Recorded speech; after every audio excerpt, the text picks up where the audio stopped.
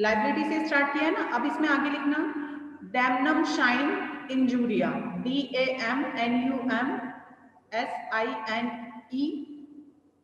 Injuria, INGURIA।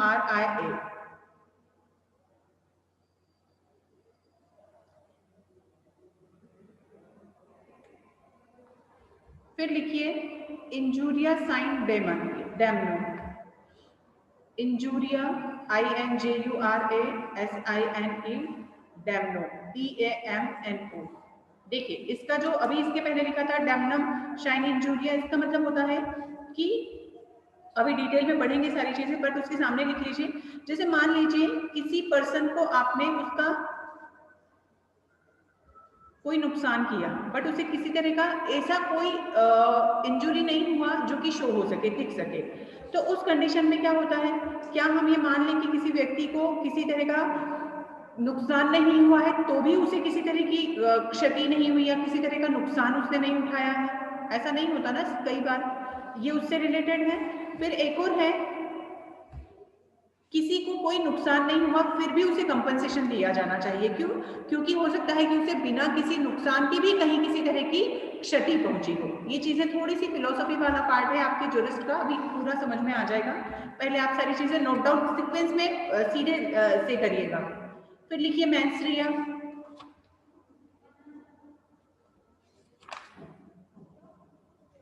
फिर लिखिए intention and motive,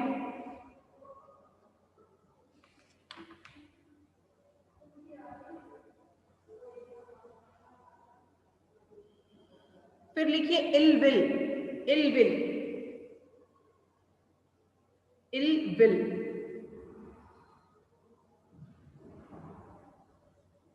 फिर लिखेंगे गणेश आपने ज्वाइन किया है बेटा, यू कैन रिमूव, क्योंकि आप इस क्लास में मतलब मैं आपकी क्लास में जो स्टूडेंट्स नहीं लेती हूँ, है ना, तो आप रिमूव कर सकते हैं। फिर लिखिए negligence,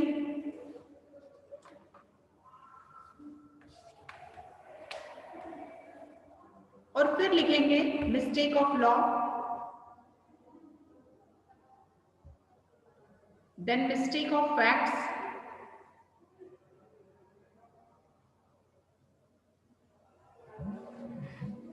mistake of law, mistake of facts, और नेक्स्ट लिखेंगे इनएविटेबल एक्सीडेंट, इनएविटेबल एक्सीडेंट।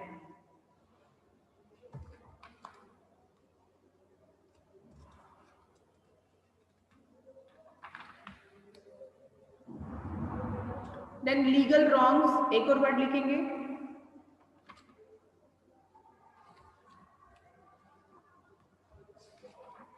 चलिए इतना सब लिखा। अब आई नो कि इसमें से कई ऐसी चीजें हैं जो आपको बहुत अच्छे से आती हैं, है ना, जैसे कि अभी मैं सिंपली बोलूं कि व्हाट इज एक्ट, एक्ट क्या होता है, तो यहाँ पर एक्ट का मतलब अधिनियम से बिल्कुल भी नहीं है। एक्ट का मतलब यहाँ मैंने जो एक्ट आपको लिखवाया ये होता है किसी भी चीज को करना, करना मीन्स कोई भी एक्ट, एक्शन, है ना। अब वो एक्ट कैसा हो सकता है, क्योंकि अगर हम एक्ट की बात करते हैं कि हम कोई एक्शन लेते हैं तो हर एक एक्शन ह्यूमन कंट्रोल्ड है। भाई अगर आप किसी का मर्डर करना चाहते हैं तो आप करें ना करें ये आपके कंट्रोल में है, आप कभी भी इस चीज का फेवर ले सकते हैं कि आपने अनकंट्रोल्ड होकर किसी का मर्डर कर दिया। जैसे कि आप लोगों को याद हो तो मर्डर और कल्पेबल होमोसाइड के जो डिफरेंसेस थे उन डिफरेंसेस में हमने पढ़ा था कि भाई किसी को बहुत ज्यादा वो करना, प्रोवोक करना, तो प्रोवोक भी अगर कोई हो गया है तो क्या आपको कोर्ट ने उसे पूरी तरह बरी कर दिया, ऐसा तो नहीं होता है। उस कंडीशन में आप 100 मर्डर की बजाय कल्पेबल होमोसाइड में आ जाते हैं, बट एटलीस्ट क्राइम तो फिर भी वो है। मीन्स यहाँ पर शुरू हमने किया था लाइबिलिटी से, तो यहाँ आप ये मानकर चलिए कि लाइबिलिटीज क्या होती हैं। अब जैसे कि जब हम किसी भी सोसाइटी में रहते हैं, जहां भी हम रहते हैं, क्या हम किसी भी तरह के एक्ट को करने के लिए फ्री हैं? There is no control, there is no regulation, there is nothing, ऐसा तो नहीं है। मीन्स इतने सारे लॉज हैं, इतनी सारी चीजें हैं, और लीगल राइट्स और लीगल ड्यूटीज हमने पढ़ा है कि अगर हम अपने राइट्स के बारे में बात करते हैं तो डेफिनेटली राइट्स अपने आप कुछ ड्यूटीज हमारे लिए लेकर आता है। मान लीजिए कि मैं किसी के राइट्स का वायलेशन करती हूँ तो मेरी पहली तो ड्यूटी है कि मैं ना करूं, फिर भी मैंने अब कर दिया, तो नेक्स्ट स्टेज क्या, लाइबिलिटीज। अब मैं लायबल हूँ वो सब चीजें करने के लिए जो कि मुझे अपने एक्ट के कारण या उस एक्ट के रिजल्ट के कारण मुझे भुगतना है। क्या क्या हो सकता है, मतलब यहाँ पर मेरे ऊपर लायबिलिटी आई ही क्यों? क्यों? क्योंकि मेरी ये ड्यूटी थी कि जो एक्ट रिस्ट्रिक्टेड है वो मुझे नहीं करना चाहिए। और फिर अगर मैंने किया तो व्हाट इज लायबिलिटी, कि जब आप कोई ऐसा एक्ट करते हैं जो कि आपको नहीं करना चाहिए और उस एक्ट को करने के बाद उसके लिए अब आप लायबल हैं कि अब जैसे मान लीजिए कि मैंने किसी का रिस्ट्री समझते ना, मिसचीफ पढ़ा है सभी ने, आईपीसी में पढ़ा है, मैंने किसी की फसल को आग लगा दी, कोर्ट में प्रूव हो गया कि मैंने इसकी फसल में आग लगाई है, अभी मैं क्या हूँ? मैं लायबल हूँ उस कंपनसेशन को देने के लिए जिसकी डिमांड उस व्यक्ति ने कोर्ट से की है। मतलब क्या हुआ यहाँ पर, लायबिलिटी क्यों आई मेरे ऊपर? क्यों? क्योंकि मैंने कोई ऐसा एक्ट किया था जिसने मुझे उस पर्टिकुलर एक्ट के रिजल्ट में मुझे यहाँ पर उसने लायबल बना दिया। मतलब करने वाला कौन है? मैं ही हूँ और मेरे द्वारा किया गया एक्ट। तो सबसे पहले आपने लायबिलिटी लिखा था, सेकंड क्या लिखा था? ऑब्लिगेशंस। अब ऑब्लिगेशंस क्या होती हैं कि जब हम लायबिलिटी वाला पार्ट आता ही नहीं, जब मैं अपनी ऑब्लिगेशंस को समझ लेती और मैं उस एक्ट को करती ही ना। ऑब्लिगेशन का मतलब होता है बाध्यता, जहां पर किसी व्यक्ति के कुछ राइट्स हैं, हमारे ऊपर ये बाध्यताएं होती हैं, हमारे ऊपर ये ऑब्लिगेशन होता है कि हम अपनी लिमिट में रहें, हम अपनी ड्यूटीज को फुलफिल करें। अगर वो पार्ट पूरा कर लिया जाए तो यहाँ पर ये चीजें हो ही ना कि आप किसी चीज के लिए लायबल हैं। जैसे आपको बोला जाता है कि भाई ठीक है 10 तारीख तक आप लोग आपका असाइनमेंट सबमिट कर दीजिए, अगर आप लोगों ने नहीं किया देन इसके बाद आप ही लायबल होंगे, तो बोलते हैं ना ऐसा। तो ये जो लायबिलिटी है ये क्यों आई? आप ही के एक्ट के कारण, है ना। तो इसलिए लायबिलिटीज को यहाँ जूरिस्प्रूडेंस में जो समझने का पर्पस है वो ये है कि जो सिविल रॉन्ग हुआ, चाहे वो क्रिमिनल लॉ में हो, चाहे वो सिविल में हो, चाहे वो कहीं पर भी हो, ये सारी की सारी जो हमें रेमेडीज दिलाती हैं, रेमेडीज भी किसको? जिसके की लीगल राइट्स का वॉल्यूशन हुआ है, उस व्यक्ति को जब इस तरह की चीजें मिलती हैं, आपने कोई उसके अगेंस्ट कोई एक्ट कर दिया है, then now you are the liable person who has to pay compensation, या कोर्ट में जिसे हो सकता है पनिशमेंट भी मिले, बट यहाँ उसके पीछे रीजन क्या रहे हैं? आपका एक्ट। तो तीन चीजें स्टार्टिंग की जैसे हमने देखी, लायबिलिटीज, ऑब्लिगेशन और एक्ट। यहाँ इन दोनों के पीछे जो मेजर चीज है वो है आपका एक्ट। एक्ट, क्योंकि जब कोई भी एक्शन हम करते हैं तो वो एक्शन हमारे कंट्रोल में होता है, और अगर हम उसे अपने कंट्रोल अनकंट्रोल होकर हम कुछ भी करें, आप सिग्नल तोड़ दे, पुलिस वाला खड़ा है वो आपको पेनल्टी देगा, अभी पेनल्टी देने के लिए आप लायबल हैं, क्यों? क्योंकि आपने वो एक्ट ही ऐसा किया है। तो इसे हम दो तरह से डिफाइन कर सकते हैं। फर्स्ट, इसमें लायबिलिटी को आप फिर लायबिलिटी के सामने एक एरो बनाकर आप लिखिए सिविल एंड क्रिमिनल लायबिलिटीज, और सेकंड लिखेंगे रेमेडियल एंड पेनल लायबिलिटीज। देखिए सिविल एंड क्रिमिनल, अब सिविल में आप सभी लोगों ने टॉर्ट्स को पढ़ा है, सिविल रॉन्ग, सिविल रॉन्ग अभी हमने जूरिस्प्रूडेंस में भी पढ़ा था कि भाई सिविल राइट्स का वायलेशन अगर होता है तो कोर्ट हमारे पास चलकर नहीं आता कि अरे आपका घर किसने तोड़ दिया, इसके लिए कंपनसेशन ले लो। नहीं, मुझे खुद को कोर्ट के पास जाना है कि भाई किसी व्यक्ति ने मेरे घर को तोड़ दिया है या सिविल रॉन्ग किया है, दुष्कृत्य किया है, यहाँ पर जो कि सिविल की कैटेगरी में आते हैं। क्लियर? अब अगर इस तरह का कोई एक्ट किया गया है तो अब आपको यहाँ पर सिविल के लिए क्या रेमेडी होगा? रेमेडी उसके लिए क्या होगी? क्या होगी पराग?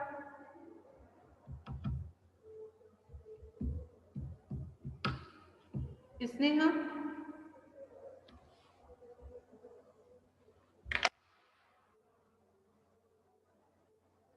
Deepak Patel,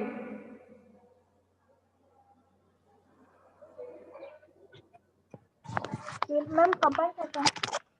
very good, compensation हो सकता है, और हमेशा परफॉर्मेंस, है ना। जैसे कंपनसेशन होता है इसी तरह स्पेसिफिक परफॉर्मेंस भी हो सकता है, क्योंकि सिविल में अगर हमने सिविल में स्पेसिफिक परफॉर्मेंस की डिमांड की है तो हमें वो भी मिल सकता है, कोर्ट उसके लिए भी ऑर्डर कर सकता है। तो यहाँ पर दो तरह की लायबिलिटीज है, सिविल और क्रिमिनल। सिविल में एक में आपको रेमेडी क्या मिल सकता है? कंपनसेशन मिल सकता है, जो भी कोर्ट से आपने डिमांड की है स्पेसिफिक रिलीफ हो सकता है। पर क्रिमिनल लायबिलिटीज अगर आपकी हैं तो क्या आप यहाँ अपने एक्ट के लिए सिर्फ माफी मांग लें तो काम चल जाएगा, या आप कंपनसेशन दे दें? आपने किसी का मर्डर कर दिया और अब आप यहाँ कहते हैं कि रेमेडी के तौर पे आप आपकी 100 एकड़ जमीन उसे देने को तैयार हैं, तो क्या कोर्ट कंसीडर कर लेगा? नहीं, यहाँ पर उसके बदले में उसे क्या मिलेगा? पेनल्टीज, है ना। क्यों? क्योंकि वो क्रिमिनल लाइबिलिटीज में आता है।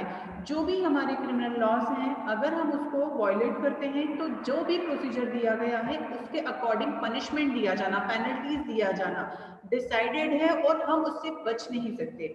हम उसे ये नहीं कर सकते कि हम उसके लिए रेमेडी के तौर पे कंपनसेशन दे दें, आप हमें छोड़ दें, नहीं। तो इस तरह लाइबिलिटीज, ऑब्लिगेशन, देन एक्ट। उसके बाद हमने क्या लिखा था?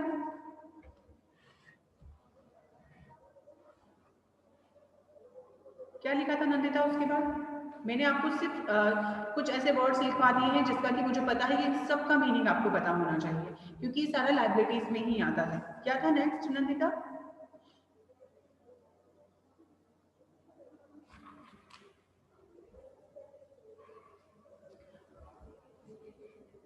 आवाज नहीं आ रही मेरी?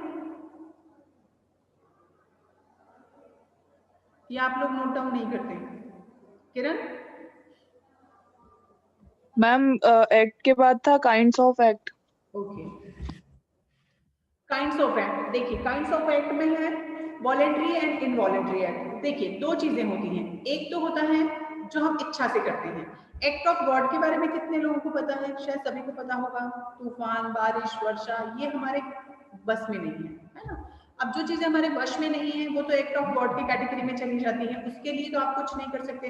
बट वॉलेंटरी मीन्स जो कि हम जानबूझ के करते हैं, और इनवॉलेंटरी जो कि हमने जानबूझ के नहीं किया है। हो सकता है किसी ने किसी से करवाया हो, धमकी से, डर से, गुस्से से, प्रवोक होके, इस तरह की जितनी भी चीजें होंगी वो वॉलेंटरी एक्ट में चली जाएंगी। एक्सटर्नल और इंटरनल एक्ट ये बहुत मैटर करता है, जैसे कि फिजिकल हरासमेंट और मेंटल हरासमेंट। मेंटल हरासमेंट को हम दिखा नहीं सकते। अगर किसी चीज ने आपको हर्ट किया है तो we don't have any measurement. मेरे पास कुछ ऐसी चीज नहीं जिससे मैं जान सकूं कि किसी को किसी चीज से कितना इंटरनली अंदर तक हर्ट हुआ है, उसकी इंटेंसिटी को हम नहीं जान सकते, है ना। ये सारी चीजें आपको याद हो तो, मतलब मुझे बार बार क्लिक होता है, शायद आप लोगों को भी होता हो। बेंथम का यूटिलिटरी थ्योरी हमने पढ़ा था, याद है किसी को? उसमें ये चीजें हमने पढ़ी थी, है ना, कि आप इंटेंसिटी जो आपकी फीलिंग्स है उसको आप मेजर नहीं कर सकते। पर अगर वो चीजें भी हैं तो ये भी हुई किस के कारण है? पर्टिकुलर किसी एक्ट के कारण ही हुई है। तो ये एक्ट में आप लिखेंगे वॉलेंट्री एंड इनवॉलेंट्री, स्वेच्छा से किया जाना या किसी की स्वेच्छा से नहीं भी किया है तो, या फिर इंटरनल एंड एक्सटर्नल। इंटरनल तो हमें दिख जाता है कि जैसे किसी को मारपीट किया, है ना, जो भी एक्ट है वो सारे आपके दिख जाते हैं। बट इंटरनली कई बार ऐसी चीजें होती है जो कि जैसे कि अपमान। अब अपमान के लिए भाई किसी की इंसल्ट किया है, अंदर तक उसे कितना फील हुआ, वो सारी चीजें वी कांट मेजर। फिर था इसमें एक और लिखिएगा इंटेंशनली एंड अनइंटेंशनली एक्ट्स। ये बहुत मैटर करता है कि आपने, जैसे कि इसके बाद नेक्स्ट है ना हमारा मेंस रिया, जैसे कि इंटेंशनली आपने कोई चीज को किया है और एक किया है कि आपने गलती से कर दिया या आपको ध्यान नहीं है, दवाई के साथ जहर की बोतल रखी है, आपको नहीं पता है कि आपने उसे, हम दोनों चीजों में ऐड कर सकते हैं, और आपने उसे खा लिया, आपको नहीं पता था कि उसमें क्या है। अब यहाँ दो चीजें एप्लीकेबल होंगी, एक तो आपका इंटेंशन नहीं था उसको खाने का, तो मतलब आपने वो एक्ट किस में चला गया? अनइंटेंशनली में चला गया। एक और किस में जाएगा? आईपीसी में पढ़ा है हमने, it's the same example, negligence, है ना। रॉन्गफुल एक्ट्स क्या होंगे? जितने भी टॉर्ट्स में हमारे आते हैं सिविल रॉन्ग, जो कि एक्सेप्टेबल नहीं है, जो सिविल राइट्स का वायलेशन करते हैं, वो सारे के सारे किस में आते हैं? सिविल रॉन्ग में आते हैं। और इसी तरह आपका है डैमनम साइन इंजूरिया और इंजूरिया साइन डैमनम। देखिए ये चीजें कैसी हैं, ये सारी की सारी आपकी मिसचीफ।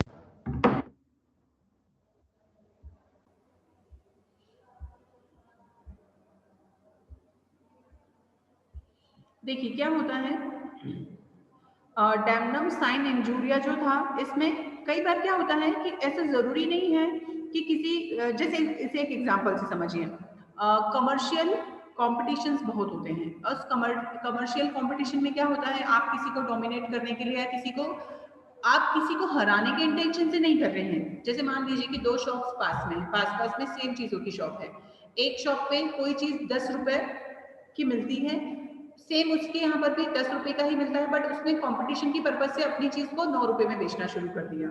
ठीक है, अब यहाँ पर अगर उसने 9 रुपए में बेचना शुरू किया है तो डेफिनेटली सामने वाले को प्रॉफिट होगा, लोग उसी के यहाँ से ज्यादा खरीदेंगे। तो इस तरह की जो कमर्शियल कॉम्पिटिशन होते हैं वो हो सकता है डायरेक्टली और इनडायरेक्टली सामने वाले को लॉस दे रहे, बट वो डायरेक्टली है क्या, बट फिर भी लॉस तो हुआ, पर वो मार्केट की पर्पज से देखा जाए तो गलत नहीं है ना। सामने वाले ने अगर उसका रेट डाउन कर लिया है खुद के प्रोग्रेस के लिए, तो यहाँ पर इस तरह के जो लॉसेस होते हैं, अब यहाँ तो आप उसके अगेंस्ट कोई केस लगा देंगे कि भाई उसने उसकी चीजें वो कम दाम में क्यों बेच रहा है और हमें लॉस हो रहा है, तो अब हम क्या करें, नहीं कर सकते आप ऐसा।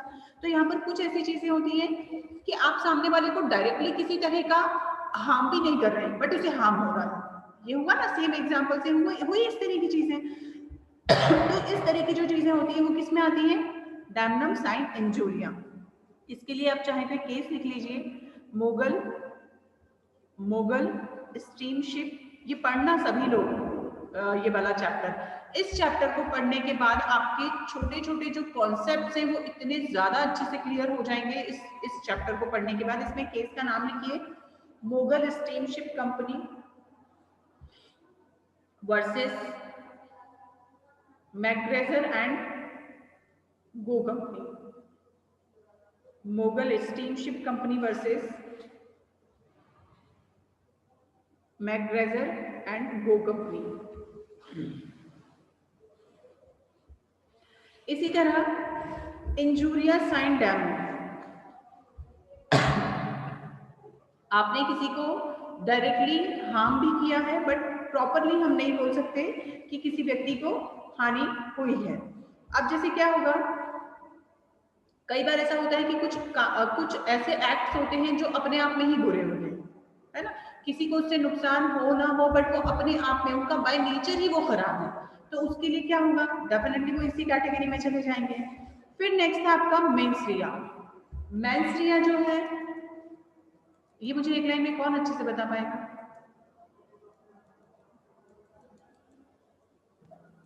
wrongful intention। ओके, और कोई? फिर इलविल क्या हुआ?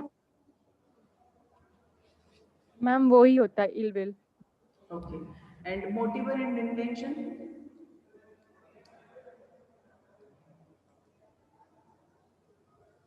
सॉरी मैम आपकी आवाज नहीं। Motive and intention?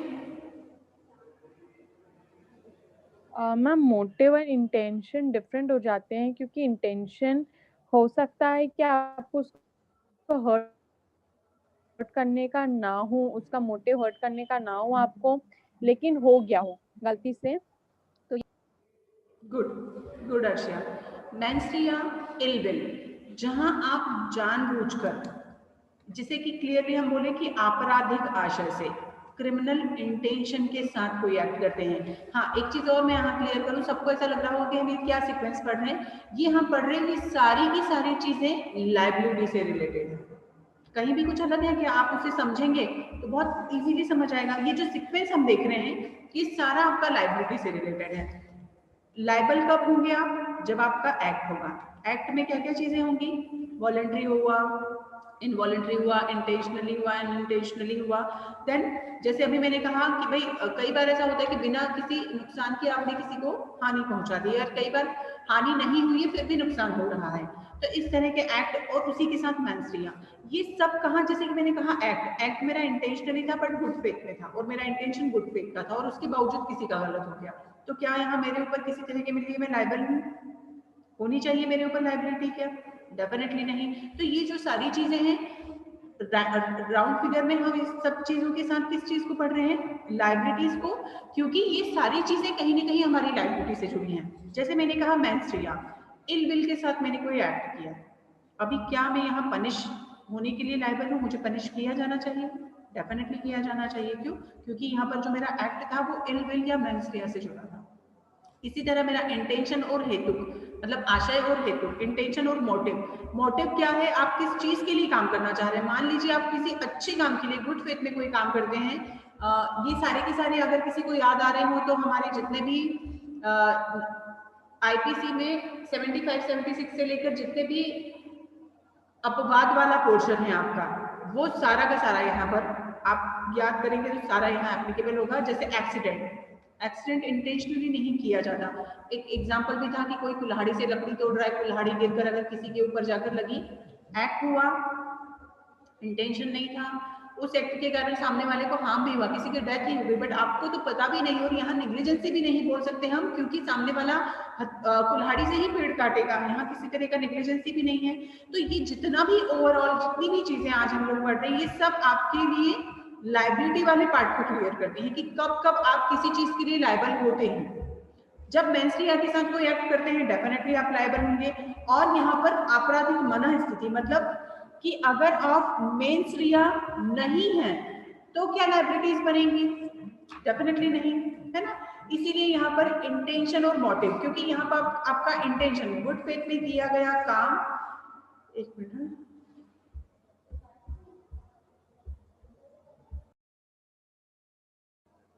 Good faith में किया गया काम हमारे इंटेंशन को बताता है ना। और अगर वो गुड फेथ में नहीं है तो वो मेंस्ट्रिया में चला जाता है।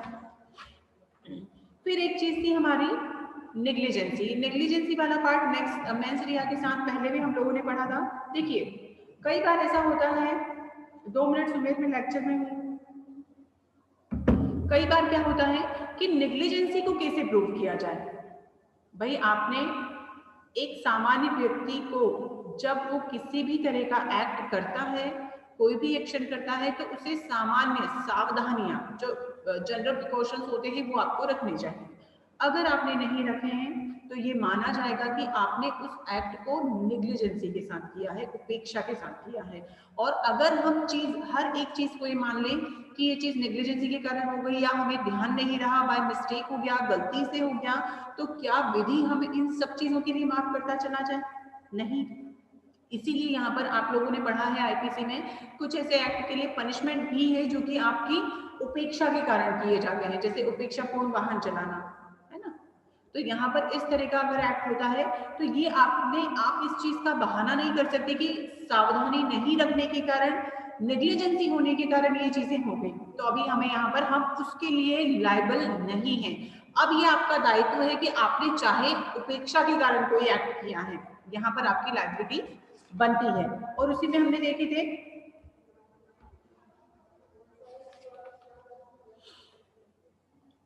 Mistake of loss and mistake of facts और इनवाइटेबल एक्सीडेंट। देखिए मिस्टेक ऑफ लॉ, ये तो ऑलरेडी मिस्टेक ऑफ लॉ और मिस्टेक ऑफ फैक्ट्स आप लोगों ने पढ़ा है कि कब हमारे विधि के संबंध में कब किस तरह की कोई भी विधि का परिणाम स्वरूप कोई भी ऐसी चीजें इंटेंशनली नहीं होता है, और कोई भी ये नहीं बोल सकता कि भाई हमें विधि के बारे में नॉलेज नहीं था तो हमने ये एक्ट कर दिया।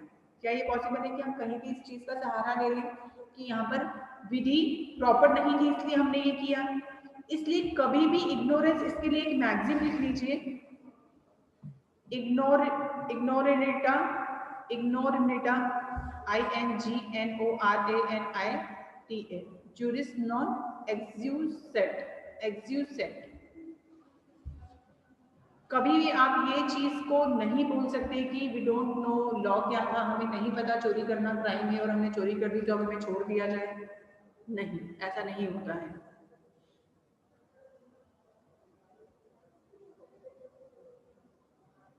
इसी तरह मिस्टेक ऑफ फैक्ट्स, गलती से मैंने कोई काम कर दिया, इसका बचाव मैं कभी ले सकती हूँ। और इन दोनों चीजों को यहाँ पढ़ने के पीछे रीजन क्या है कि हम इस तरह का कोई एक्ट हो जाता है और फिर हम बोलते वही मान लीजिए मिस्टेक ऑफ लॉ और मिस्टेक ऑफ फैक्ट्स, इन दोनों के कारण कोई ऐसा एक्ट हो गया जो कि पनिशेबल है या सिविल रेमेडी के कैटेगरी में आता है, तो हम अब यहाँ पर ये बहाना ले लें कि हमें नहीं पता था विधि क्या है, या हम ये बहाना ले लें कि हमने तो गलती से कर दिया।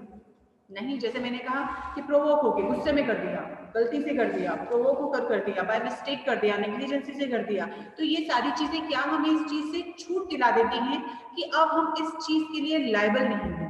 क्या हमें यहाँ पर ये रिलीफ मिल सकता है? नहीं।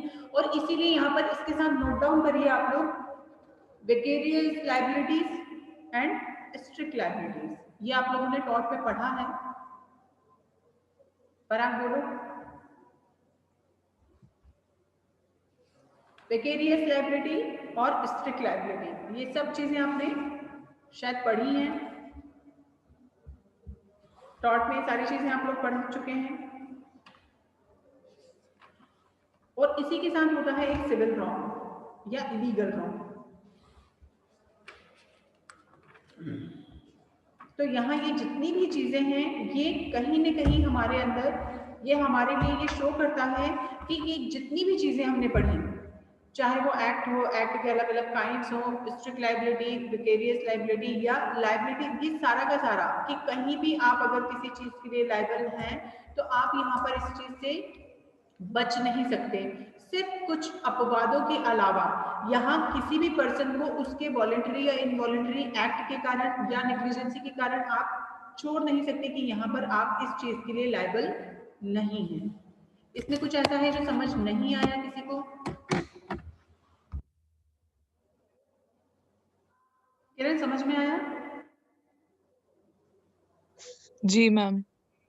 देखिए यहाँ छोटी छोटी चीजों का मीनिंग आपको समझना है कि हम लाइबल कब होते हैं। तो यहाँ पर लाइबिलिटी वाला जो पार्ट है आपका वो ये क्लियर करता है हमें कि यहाँ इतनी सारी चीजें हैं आपके एक्ट में, आपके लिए ऊपर ऑब्लिगेशन से लीगल राइट्स इसमें आ जाते हैं, आपके एक्सीडेंट आ जाते हैं, सारी चीजें इसमें आ जाती है, नेग्लिजेंसी, मेंस्ट्रिया, आशय, दुराशय, सब। इन सब के साथ अगर हम कोई एक्ट करते हैं, किसी भी तरह का एक्शन करते हैं, परफॉर्मेंस करते हैं, वो हमें सिर्फ कुछ ही जगह जहाँ की जो चीजें लॉ में मेंशन कर दी गई हैं उसके अलावा हम अपनी लाइबिलिटीज से, अपने दायित्व से नहीं बच सकते। और लाइबिलिटीज वाला आपका पार्ट इतने सबके साथ सिर्फ समझने वाली चीजें हैं। हो सकता है इस पर शॉर्ट नोट कभी आता है एग्जाम में, पर यहाँ आपको सब चीजों का मीनिंग पता होना चाहिए कि हम लाइबल कब हैं। हम अपने किए हुए काम के कारण लायबल होते हैं। आप लापरवाह हैं, आप आपके काम के लिए लायबल हैं। आपने किसी का क्राइम किया है, आप उसके लिए लायबल हैं। आपने सिविल रॉन्ग किया है, अब उसके लिए कंपनसेशन देने के लिए आप लायबल हैं। आपने किसी के साथ कोई एग्रीमेंट किया और आपने पूरा नहीं किया, देन आप लायबल हैं। आपने पार्टनरशिप किया, आपने उसके रूल्स को फॉलो नहीं किया, क्योंकि यहाँ एक्ट किसके हो रहे हैं सारे, आप देखिए जिस व्यक्ति को लायबल माना जा रहा है एक्ट उसी के हैं। कुछ कंडीशन है आपने फॉलो नहीं की, लाइबल कौन है? आप खुद हैं। मीन्स यहाँ पर आपकी लाइबिलिटी वाला पार्ट आता ही तब है जब आपने किसी तरह का कोई न कोई एक्ट किया है, चाहे ओमिशन किया है, चाहे परफॉर्मेंस किया है, कुछ न कुछ किया है, तभी जाकर आप किसी चीज के लिए लाइबल होते हैं। सिविल रॉन्ग हो या क्रिमिनल हो। सिविल अगर होगा तो आपको कंपनसेशन देना है, ठीक है, स्ट्रिक्ट लाइबिलिटी, विकेरियस लाइबिलिटीज वाला पोर्शन इसीलिए इसमें था। और अगर आपने क्रिमिनल किया है तो डेफिनेटली आपको पनिशमेंट मिलेगा, पनिशमेंट आपके लिए है। क्लियर? नेक्स्ट लेक्चर में हम लोग पढ़ेंगे ऑब्लिगेशन और मंडे से हम लोग पढ़ेंगे सीआरपीसी, बीबीए को छोड़कर, है ना। चलिए, थैंक यू। किसी को कुछ पूछना है आप लोग पूछ सकते हैं भाई।